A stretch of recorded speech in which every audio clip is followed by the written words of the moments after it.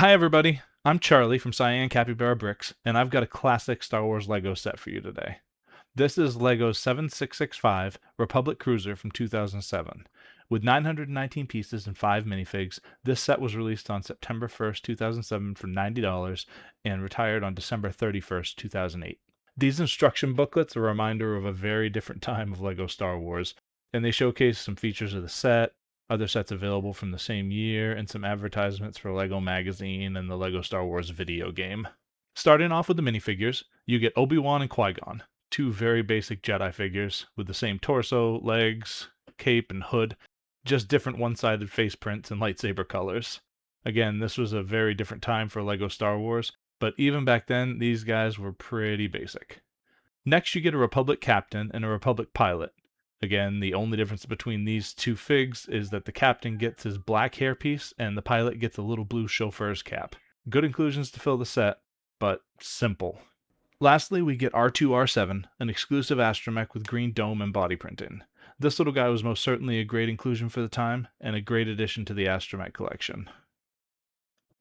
Here it is, the very large, very red Republic Cruiser. This is most definitely one of, if not the most colorful LEGO Star Wars sets we've ever gotten. This is the first ship that you see in Episode 1, The Phantom Menace, and I'm sure that plenty of you remember it from the video games too.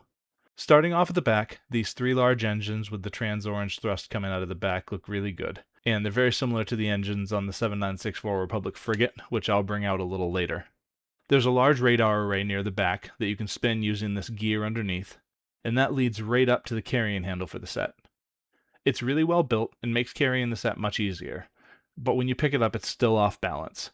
It's definitely easier to take this fascia plate off of the top to give your fingers some more room under the handle. It does have landing gear that can fold up as well, but it's much more stable with it deployed. When you remove that cover, you gain access to the interior of the ship, which is huge.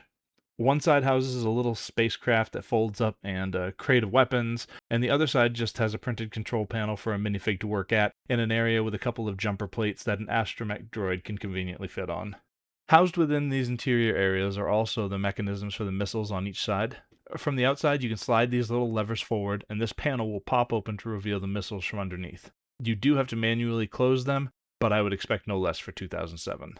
The cockpit hinges open pretty easily, and I love that brick-built detail on the very front. The cockpit is pretty spacious, and you have some storage space as well as a spot for the pilot to sit. I also like the use of these little transparent pieces to kind of just give you a little peek inside. Then we come to what I think is the best play feature on this set. Underneath the bridge, you can pull it forward or press this Technic pin on the top, and the escape pod drops right out.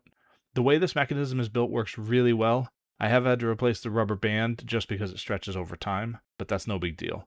The cover comes off of the escape pod to reveal a pretty big interior with just a couple of blue seats and not much else, but I could load this escape pod up and drop it 100 times. It's so much fun.